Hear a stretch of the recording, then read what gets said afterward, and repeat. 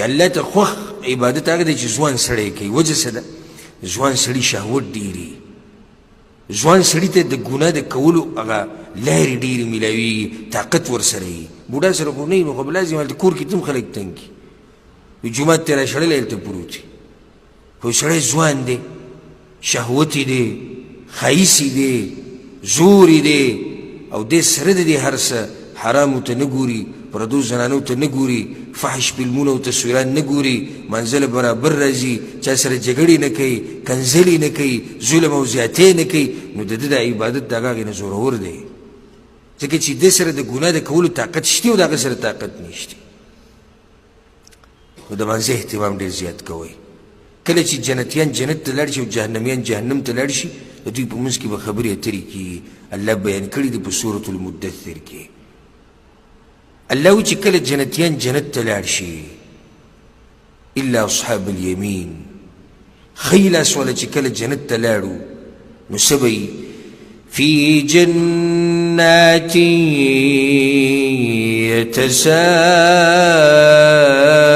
یتساءلون، جنت ته چې کله دا جنتیان لاړ شي نو دوی به تپوسونه کوي. فی جنات یتساءلون، او تپوس به د چا نه کوي؟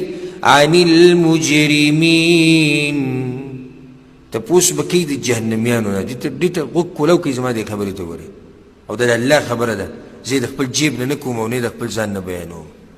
الله وی په سورة المدثر کې وی جنتیان چې کله جنت ته لاړ شي نو دوی به تپوسونه کوي د جهنمیانو نه. تپوس به سي ما سلککم فی سقر، د څه خبرې د لاسه تاسو جهنم ته راغلي؟ ولې څه چلم کړی و په دنیا کې چې تاسو الله دې دومره غټ عذاب ته ور واچولی؟ دې جواب ته غوږ کړي، د جهنمیانو جواب ته، او دا جواب الله را نقل کړی دی په قرآن کې. نو الله خو خبر دی د هر څه نه چې څه به کېږي څه به نه کېږي. جهنمیان به څه وایي؟ نو دوی به په جواب کې څه وایي؟ اولنۍ وجه جهنم ته د تلو چې وبیانوي، قالوا لم نک من المصلین،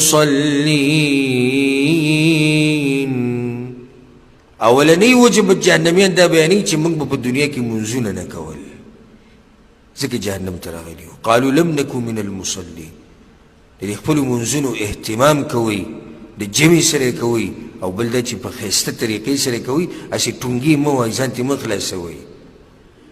رکوع له تللی نه یو بیا سر راوچت کړی او سر راوچت کړی نه بیا په سجده پروت یو، د سجدې نه سر راوچت کړی نه یو بیا سجدې له روان یو، او بیا د هغې نه راپاڅېدلی نه یو، بس بیا زر سلام وګرځي او بیا لاسونه چې دی مخ له راواچوي او ګړز وځي له جومات نه.